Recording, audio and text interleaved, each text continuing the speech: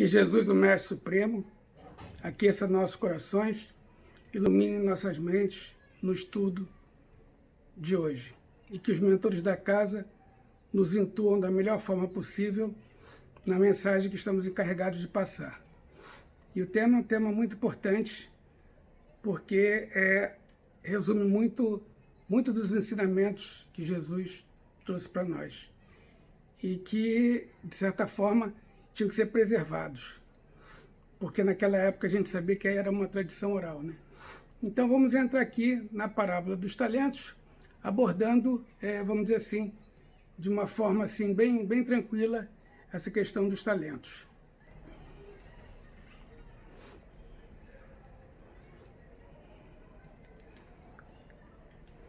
Jesus não separava a ideia religiosa da sua aplicação social.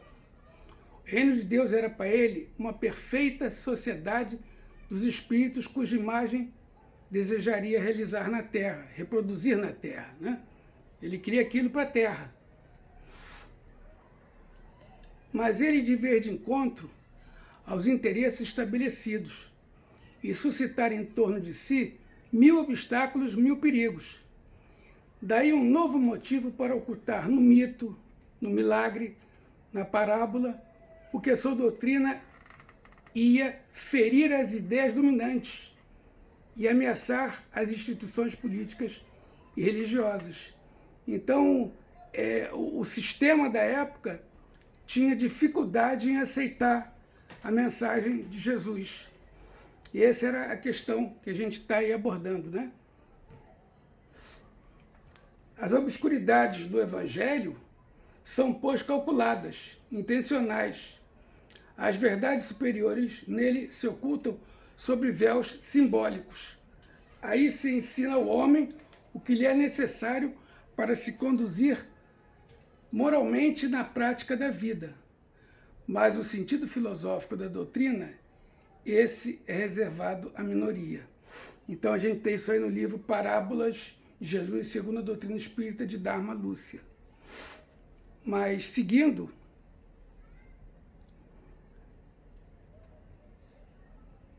Jesus, como sábio educador, costumava recorrer frequentemente às parábolas, a fim de melhor interessar e impressionar os seus ouvintes. Esse processo é eminentemente prático e pedagógico, pois supre as deficiências intelectuais do educando sempre que se trata de assuntos transcendentes. Vale lembrar que na época que Jesus ensinava, e mesmo muito tempo depois de sua partida, os ensinamentos eram conservados e revividos por meio da tradição oral. Ora, é muito mais fácil reter na mente a lição ministrada através de um conto qualquer, onde há o enredo que auxilia a associação de ideias, do que quando ensina de modo inteiramente abstrato. E a gente tem isso no livro Em Torno do Mestre, de Vinícius. Então aí a gente está tendo uma ideia, né, de como era essa questão naquela época, né? A gente não tinha, na época de Jesus, imprensa, a gráfica que tem hoje. Então, o sujeito para ter acesso a alguma coisa escrita era muito difícil. Então, era tudo eminentemente tradição oral. Era a tradição que passava de um para outro, né? E aí a gente vai agora falar da parábola em si. Do grego parábole significa narrativa curta, não raro identificada com uma lição moral, e a fábula. Tem linguagem metafórica, ou seja, usa figuras de linguagem para haver uma melhor associação. Então, são contextualizadas situações em que eram usadas figuras de linguagem. Argumento que faz uma comparação ou um paralelo para transmitir conhecimentos aos iniciados ou aprendizes. Então, através das comparações, ele fazia as pessoas raciocinarem. Então, ele transmitia o conhecimento, forçando o raciocínio das pessoas.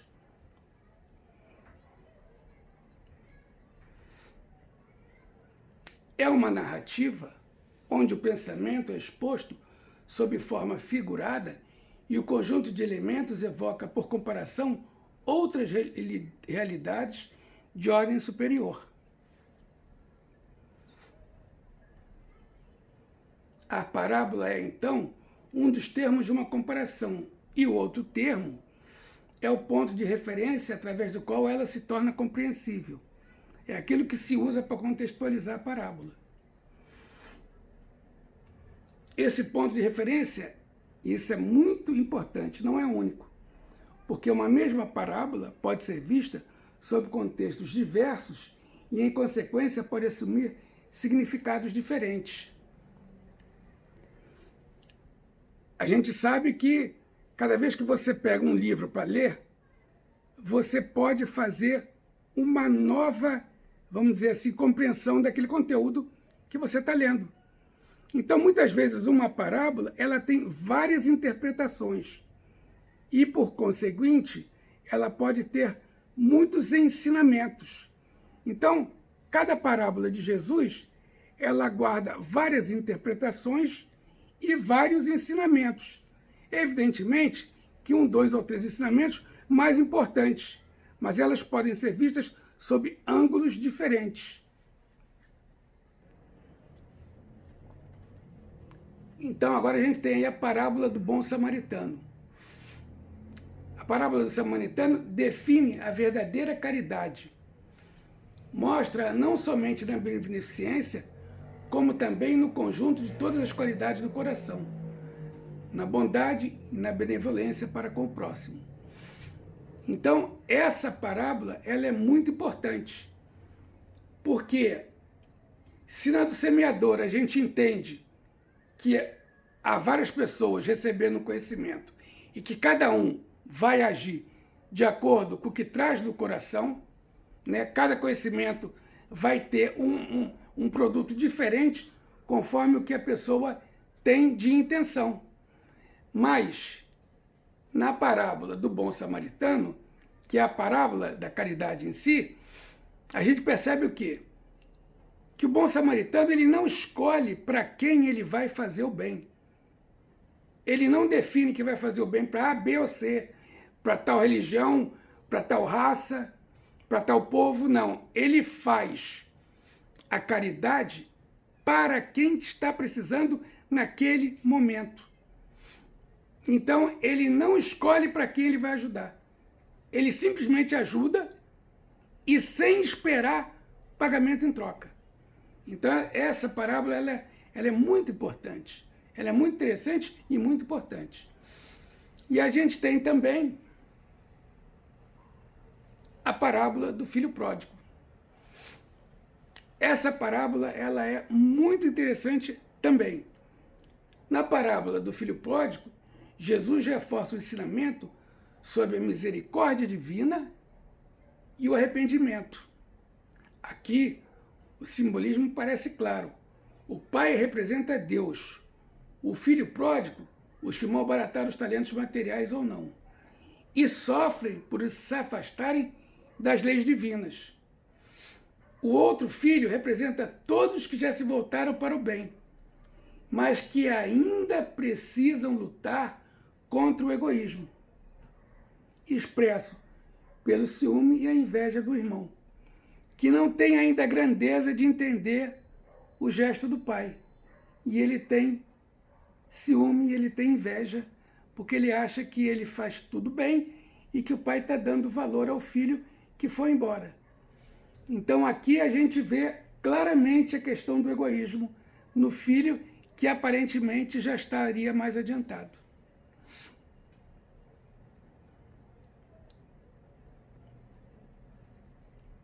E agora a gente entra propriamente dito na parábola dos talentos. E aí a gente vai falar do talento,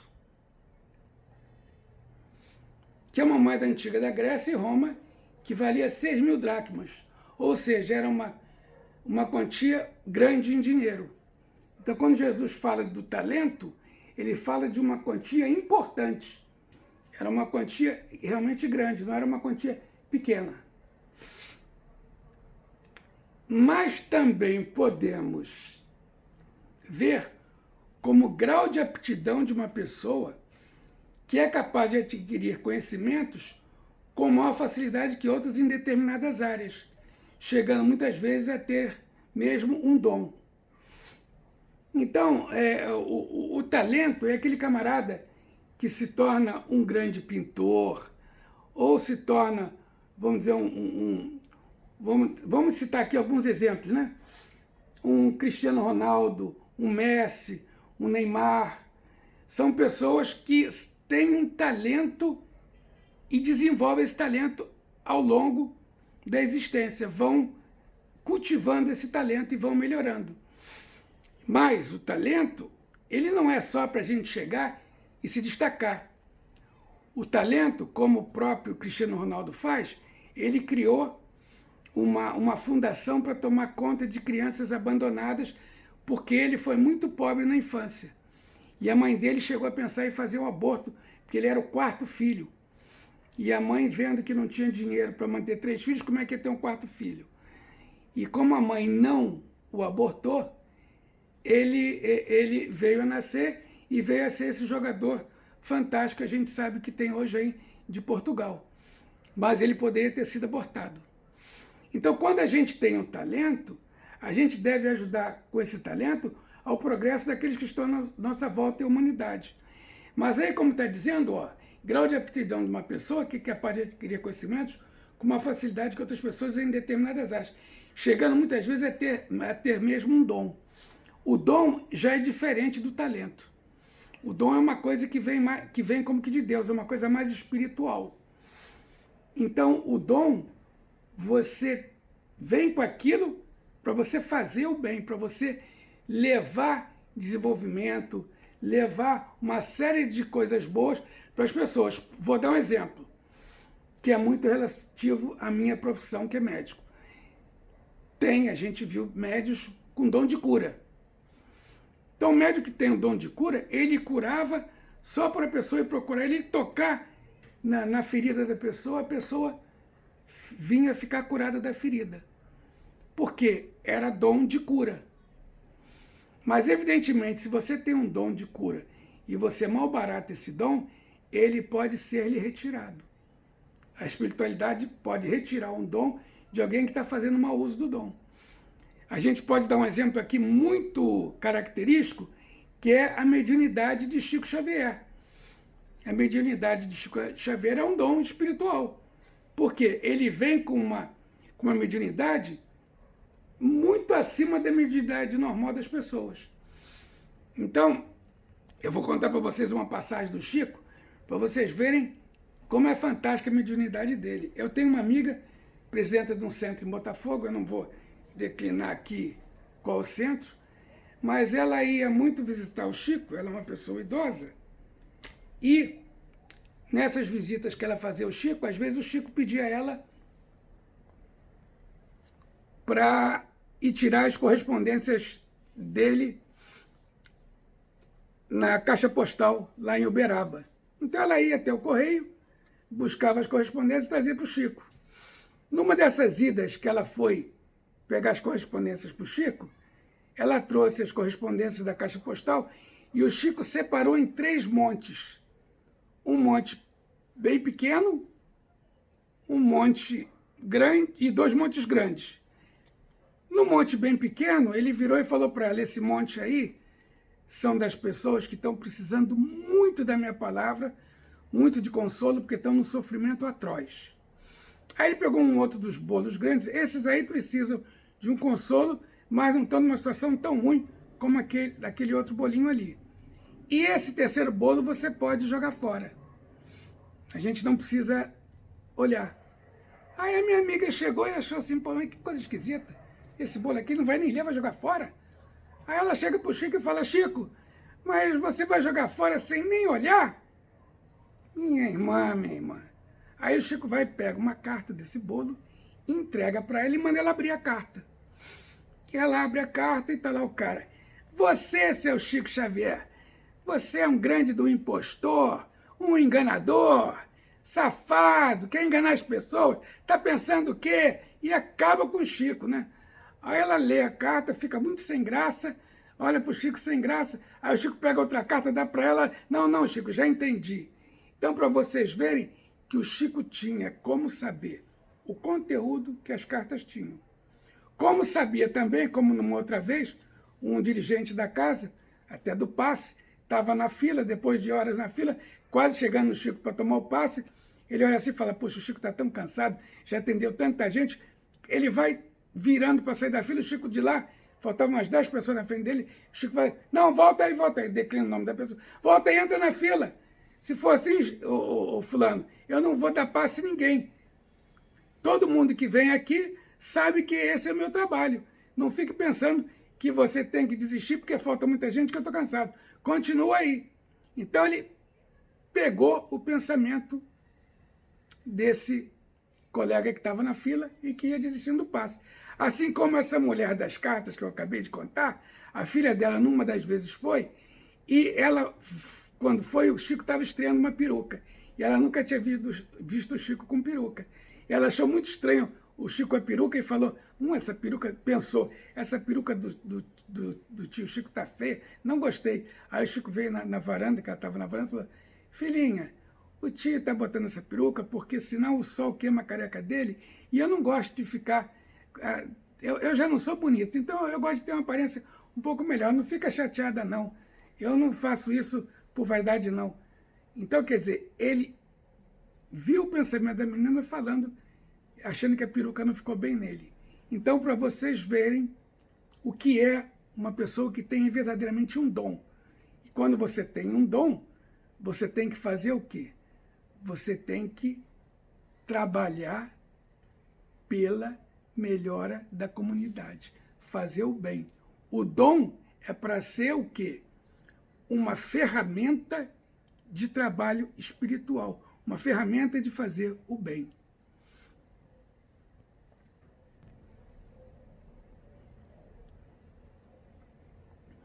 Então vamos aí na parábola dos talentos, Mateus 25, 14 a 30. Porque será também como um homem que, partindo da sua terra, chamou seus servos e entregou-lhes os seus bens. E a um deu 5 talentos, e a outro 2, e a outro 1. A cada um, segundo a sua capacidade, e ausentou-se logo para longe. E tendo ele partido, o que recebera 5 talentos, negociou com eles e ganhou outros 5 talentos. Da mesma forma, o que recebera 2, granjeou também outros 2. Mas o que recebera 1, foi enterrá-lo no chão e escondeu o dinheiro do seu senhor.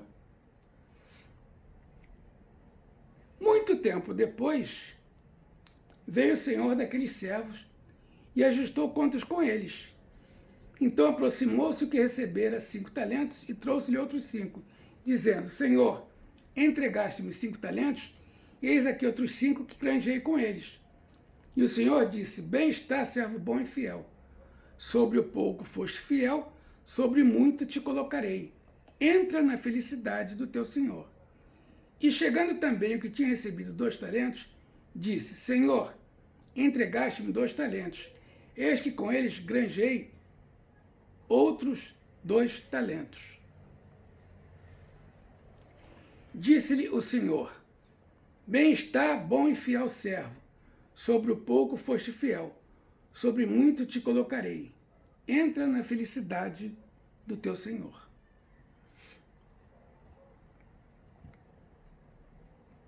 Mas chegando o que recebera 1 talento, disse, Senhor, eu sabia que és um homem duro, que ceifas onde não semeaste, e ajuntas onde não espalhaste.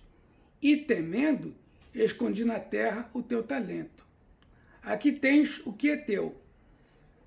Respondendo, porém, o seu senhor, disse-lhe, mau e negligente servo, sabes que ceifo onde não semeei e ajunto onde não espalhei. Por isso, te cumpria dar o meu dinheiro aos banqueiros. E quando eu viesse, o receberia com os juros. Tirai-lhe, pois, o talento e dai-lhe ao que tem os 10 talentos.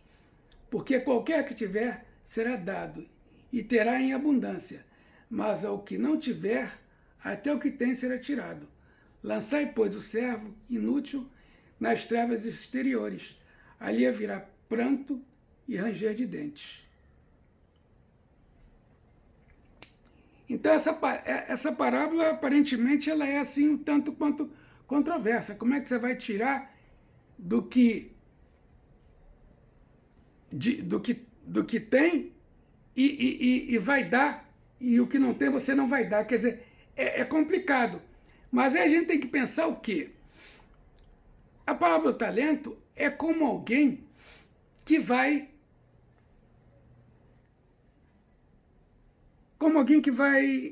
progredindo.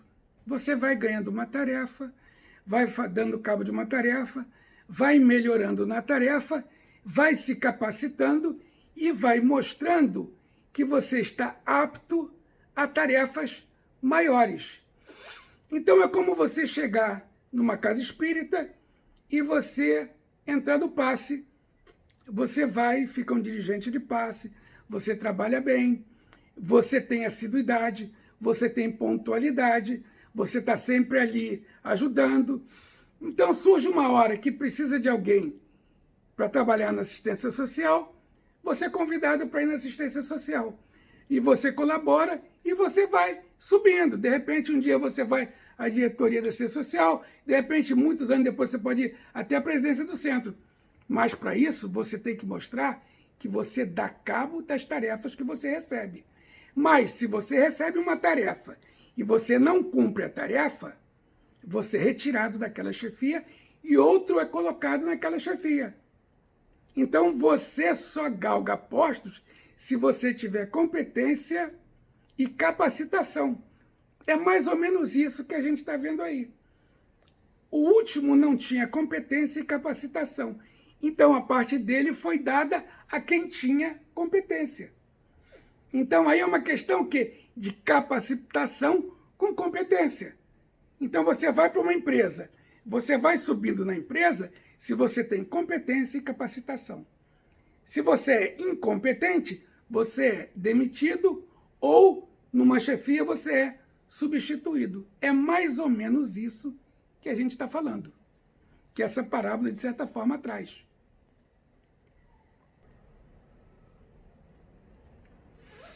Então, quando a gente fala de talentos, a gente tem vários talentos, a gente tem o poder. O poder é muito importante. As pessoas com poder podem fazer muita coisa, né? Mas tanto para o bem como para o mal.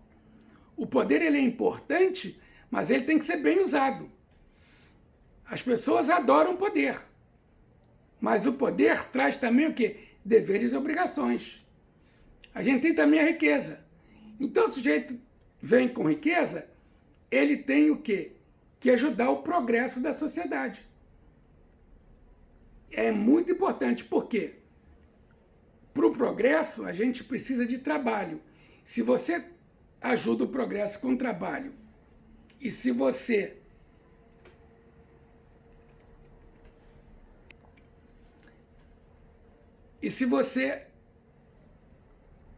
usa a riqueza de forma justa, você pode fazer uma fundação para fazer coisas na medicina, para fazer coisas em relação ao progresso em várias áreas, em questão elétrica, em questão atômica, enfim, em muitas coisas. Então, a riqueza ela é muito importante.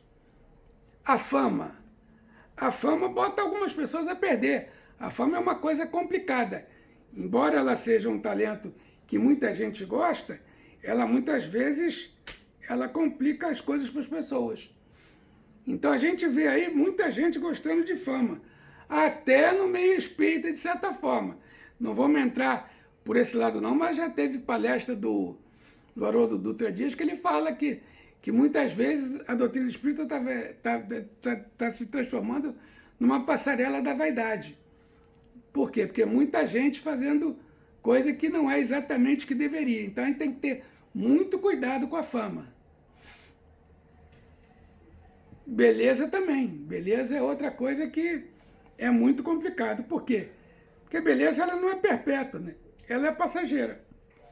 Então a beleza, embora seja uma coisa que bota as pessoas muito em evidência, ela uma hora ela passa. Então a gente tem que tomar muito cuidado. Liderança. A liderança ela é muito importante, né? A liderança ela faz com que as pessoas consigam conduzir nações, né? Povos, né? A gente vê, né? Moisés, o que fez lá atrás, né? Com a liderança dele. Então, a gente vê que a liderança é muito importante. A própria liderança, né? Que os apóstolos tinham no tempo, né? Paulo de Tarso, pessoas que exerciam muita influência. Paulo de Tarso com as suas pregações e com todas as suas cartas, né? As cartas de Paulo, né? Ele dava instrução para várias igrejas. Então a liderança ela é muito importante e precisa ser muito bem usada. A gente tem na música, né, grandes artistas que fazem músicas que servem até para tratamento médico, né? Então a música também, a música ela é muito importante. A música ela traz uma tranquilidade, ela traz uma paz de espírito. Então os grandes talentos da música são pessoas que a gente realmente admira muito. E também nas artes, né? Grandes esculturas, grandes pinturas, pessoas que têm realmente uma habilidade extraordinária. E até na medicina, né? A pessoa que criou o transplante de coração, a pessoa que criou o transplante de córnea. Então, situações que levam ao progresso da humanidade. E a lei de progresso, que é uma lei contínua, ela precisa de outra lei, que é a lei de trabalho. A lei de progresso acontece quando a gente usa a lei de trabalho. E eu, na medicina, tive a ocasião de ver, não é uma coisa que eu conte com satisfação, pelo contrário, eu vi durante a minha vida, eu já formei em 82, já vou fazer 40 anos de formado ano que vem, e eu já vi pessoas que descobriam técnicas cirúrgicas e elas queriam esconder de outras pessoas. Para que eu vou deixar fulano saber isso, se me deu tanto trabalho aprender? Então, uma visão egoísta do que seja um progresso de uma técnica. Então, imagine se quem descobriu o transplante de córnea não passasse isso adiante. Se quem descobriu o transplante cardíaco não passasse isso adiante. Se quem descobre uma vacina, né, lá atrás, né, a vacina contra, vamos dizer, paralisia infantil, não vou passar. Então, a gente precisa sempre estar pensando no bem comum e passando aquilo que aprende. Por quê? Porque só assim a humanidade progride mais rápido e o bem chega para todo mundo.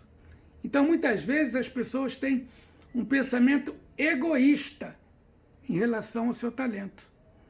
Então, ele tem um grande talento, mas ele não quer compartilhar o que o talento está dando para ele. Isso é uma coisa que a gente tem que ter muito cuidado. Quando você compartilha o bem que os talentos estão fazendo, você está trazendo o quê? Progresso para toda a humanidade.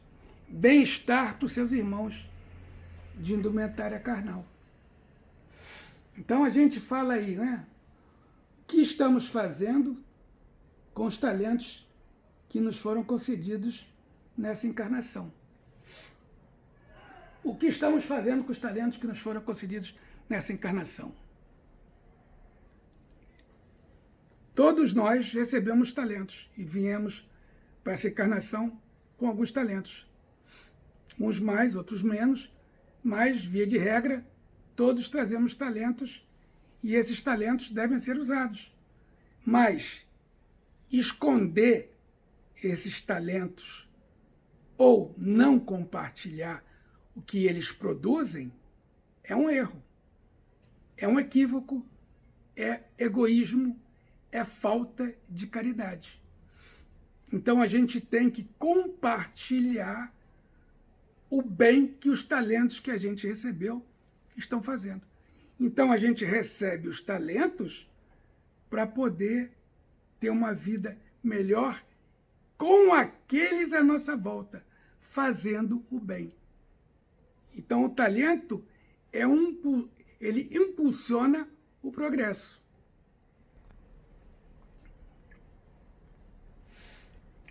E a gente está trazendo aí, para contextualizar, a parábola dos talentos, um estudo do livro Estante da Vida, pelo irmão X, que é Humberto de Campos, psicografia de Chico Xavier, no capítulo 4, quem quiser ir lá ver. Estudo da parábola dos talentos, livro Estante da Vida, irmão X, Humberto de Campos, psicografia de Chico Xavier, capítulo 4.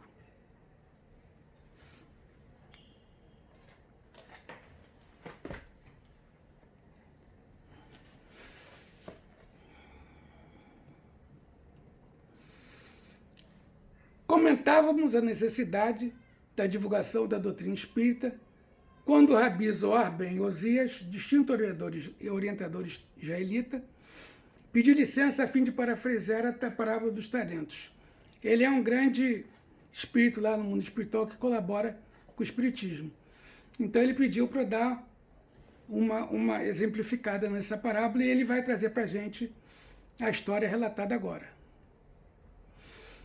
Meus amigos, o Senhor da Terra, partindo em caráter temporário para fora do mundo, chamou 3 dos seus servos e, considerando a capacidade de cada um, confiou-lhes alguns de seus próprios bens a título de empréstimo, participando-lhes que os reencontraria mais tarde na vida superior. Olha que interessante a abordagem do Rabi. O Senhor participa que os reencontraria mais tarde na vida superior, onde aí ele ia cobrar. Então, teoricamente, nem aqui, na vida superior. Ao primeiro servo, ele deu dinheiro, poder, conforto,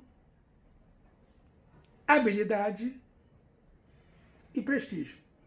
Então, o primeiro servo foi aqui honrado com dinheiro, poder, conforto, habilidade e prestígio. Então, aqui a gente vê talentos, né, sendo dados a cada um. Esse recebeu esses 5 talentos. O segundo servo recebeu outros talentos, a inteligência e a autoridade. Então, o segundo ele deu inteligência e autoridade. E ao terceiro servo, ele deu o conhecimento espírita. Então tá aí, o primeiro servo ganhou 5 talentos, dinheiro, poder, conforto, habilidade e prestígio.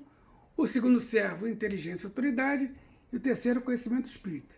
A cada um, segundo a sua capacidade, segundo aqui a história. Depois de longo tempo, os 3 servidores, assustados e vacilantes, compareceram diante do Senhor para as contas necessárias. O primeiro disse: Senhor, cometi muitos erros e não consegui realizar-te a vontade que determina o bem para todos os teus súditos.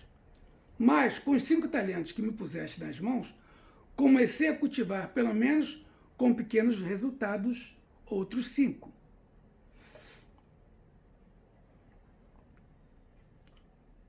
Então, ele que já havia ganho dinheiro, poder, conforto, habilidade e prestígio, ele cultivou, então, o trabalho, o progresso, a amizade, a esperança e a gratidão. Lembrando sempre que o progresso, a lei de progresso, ela é intimamente ligada à lei de trabalho. E ele aqui fala em trabalho, progresso, amizade, esperança e gratidão. Aí o Senhor disse: bem está, servo fiel, pois não erraste por intenção. Volta ao campo terrestre e reinicia a obra interrompida, renascendo sob o amparo das afeições que ajuntaste. Então ele não condena o servo e dá ao servo a oportunidade de voltar para aprimorar o que ele tinha deixado de fazer. E agora com mais esses outros 5 talentos que ele tinha angariado. Ele passaria até agora 10 talentos em vez de 5. Veio o segundo e disse: Senhor, desculpa a incapacidade. não compreendi claramente os desígnios para a felicidade de todas as criaturas e me enganei. Ainda assim, mobilizei os 2 valores que me deste e com eles angariei outros 2. Então, ele que tinha recebido a inteligência e a autoridade, cultivou a cultura e a experiência. Então, ele agora passava a ter 4 talentos. Além da inteligência e autoridade, ele passou a ter também a cultura e a experiência. E aí o Senhor disse: bem-estar, servo fiel, pois não erraste por intenção. Volta ao campo terrestre e reinicia a obra interrompida, renascendo sob o amparo das afeições que ajuntaste. Então ele está dando a oportunidade do servo voltar e continuar a obra, agora mais aquinhoado, com mais 2 talentos, em vez de só 2, terá 4. Então ele também, como o outro, ele fala para renascer sob o amparo das afeições que ele tinha feito.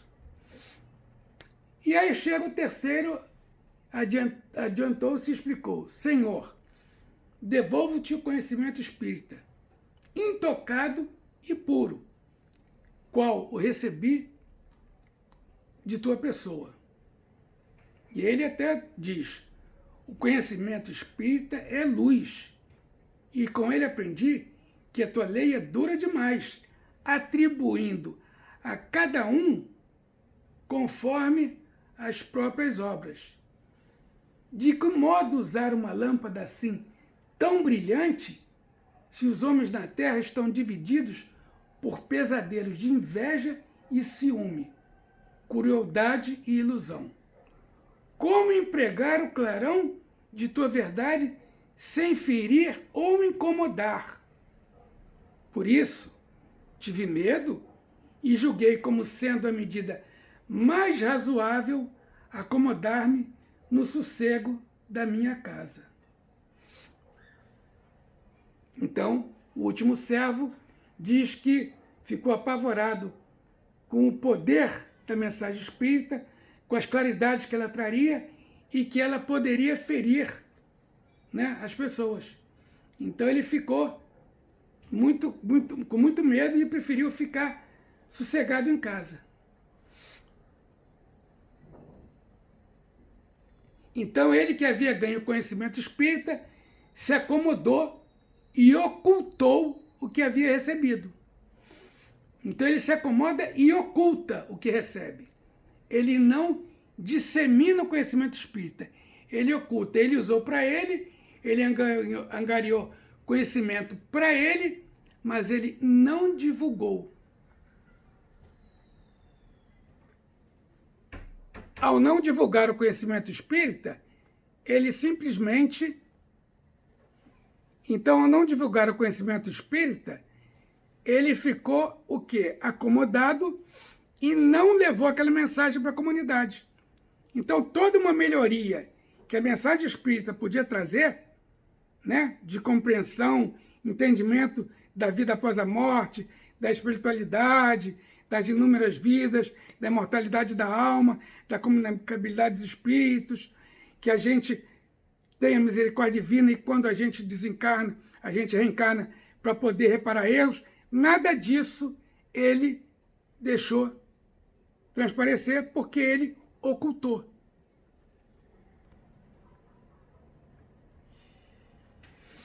Então o sublime credor, porém, entre austero e triste, ordenou que o tesouro do conhecimento espírita lhe fosse arrancado e entregue de imediato aos 2 colaboradores diligentes que se encaminhariam para a terra, de novo declarando incisivo: servo infiel, não existe para a tua negligência outra alternativa, senão a de recomeçares toda a tua obra pelos mais obscuros entraves do princípio. Aí esse terceiro servo diz: Senhor, Senhor, chorou o servo, onde é a tua justiça? Deste aos meus companheiros muitos talentos, e a mim somente o conhecimento espírita. Como fazer cair sobre mim todo o peso de tua severidade? Ele fala aqui como se o conhecimento espírita não fosse, de repente, até o mais importante de tudo que o servo deu. O Senhor, entretanto, explicou brandamente: não desconheces que te atribuí a luz da verdade como sendo o bem maior de todos. Então ele está falando aí. Não desconheces que te atribui a luz da verdade como sendo o bem maior de todos. De todos os talentos que ele havia dado, o conhecimento espírita era o mais importante. E justamente o conhecimento espírita foi o que não foi usado. Se ambos não acertaram em tudo, é que lhes faltava o discernimento que lhes podias ter ministrado através do exemplo, de que fugiste por meio da responsabilidade de corrigir amando e trabalhar instruindo. Escondendo a riqueza que te emprestei, não só te perdeste pelo temor de sofrer e auxiliar, como também prejudicaste a obra deficitária de teus irmãos, cujos dias no mundo teriam alcançado um rendimento no bem eterno se houvesse recebido a colaboração, o amor e o serviço que lhes negaste. Então ele fala aí que o bem maior era o conhecimento espírita. Ele diz lá em cima: não desconheces que te atribuí a luz da verdade como sendo o bem maior de todos. Então, na realidade, quem mais recebeu foi ele.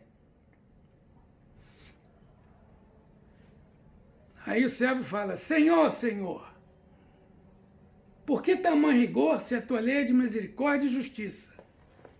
Aí vem a explicação. Então os assessores do Senhor conduziram o servo desleal para as sombras do recomeço, esclarecendo que a lei realmente é disciplina de misericórdia e justiça, mas com uma diferença. Para os ignorantes do dever, a justiça chega pelo alvará da misericórdia, mas para as criaturas conscientes das próprias obrigações, ou seja, aquelas que têm noção do que está acontecendo, que têm mais noção das coisas, a misericórdia chega pelo cárcere da justiça. Então é o que aconteceu com o terceiro servo. Ele não era ignorante das coisas mais. Então ele é mais responsável. Então o nível de responsabilidade é proporcional ao grau de conhecimento. É isso que a gente está vendo aí. O grau de conhecimento dele era maior e ele mesmo assim ocultou esse talento que era o conhecimento espírita. Então, do que trata na realidade essa parábola? Essa parábola trata de desperdício. Por quê? Quando você tem alguma coisa e não usa bem, quando você pode levar progresso para a humanidade e não usa, você está desperdiçando. Então, o que aconteceu ali foi desperdício do terceiro servo. E, por conseguinte, ele teve desperdício por medo.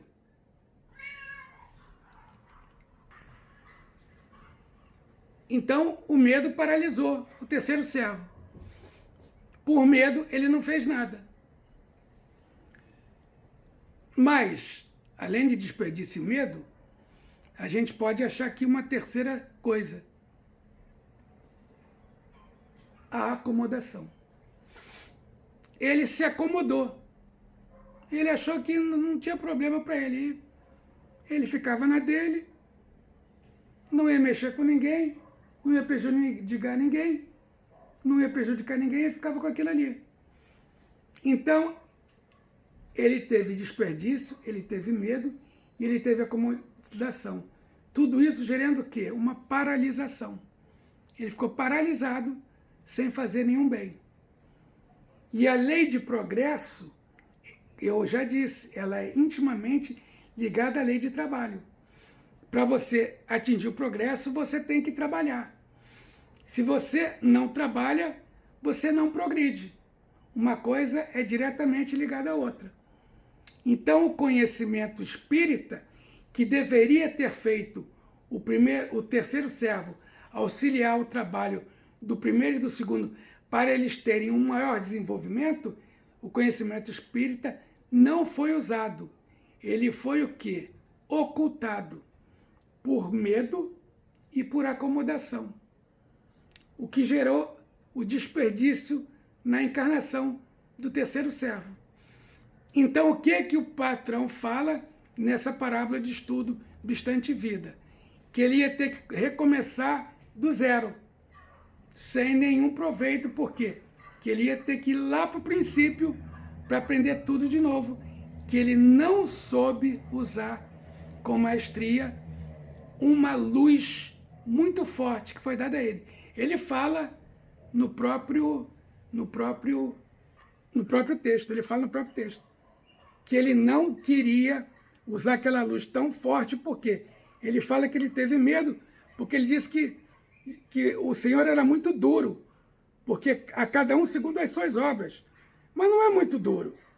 A cada um segundo as obras, por quê? Porque é colheita e semeadura. Lei de ação e reação.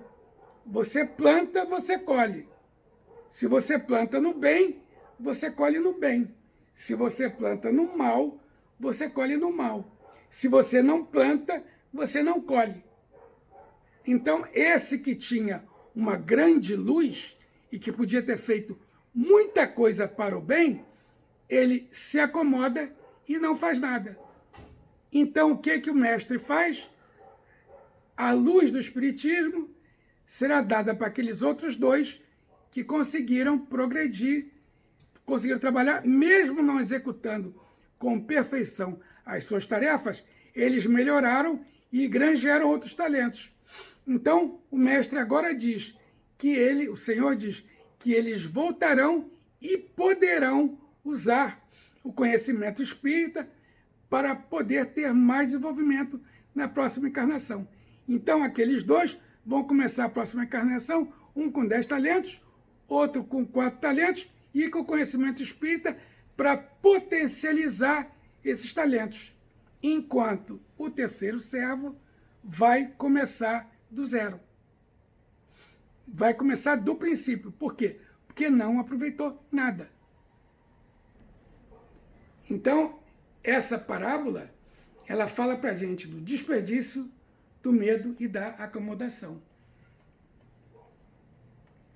Então, a gente tem que ter muito em mente isso, que é uma parábola que reforça a questão do desperdício, do medo e da acomodação.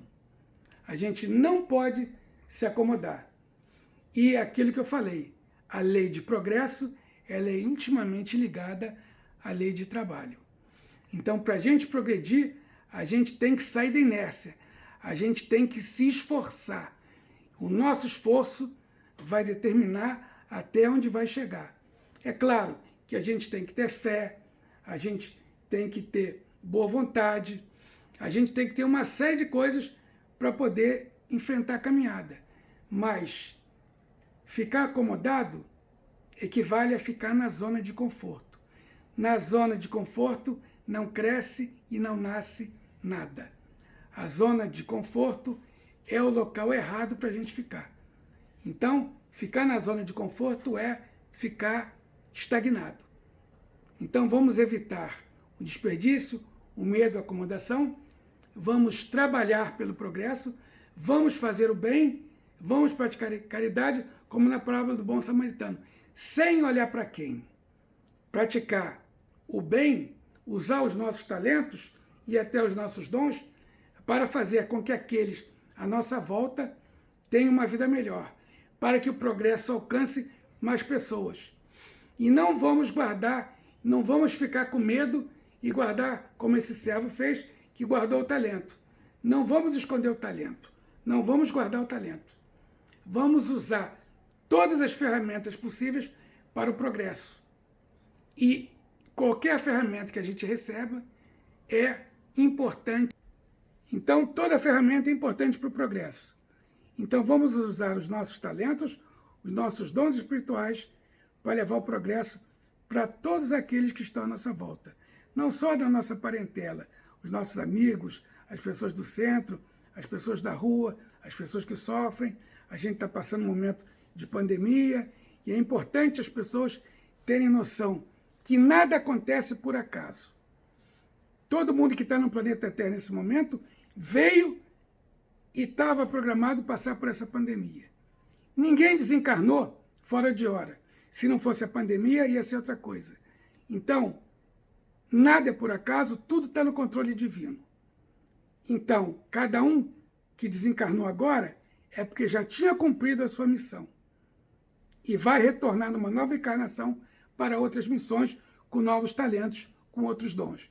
Então, vamos todos ter fé, esperança e trabalhar no bem. E é isso, meus irmãos. Muita paz.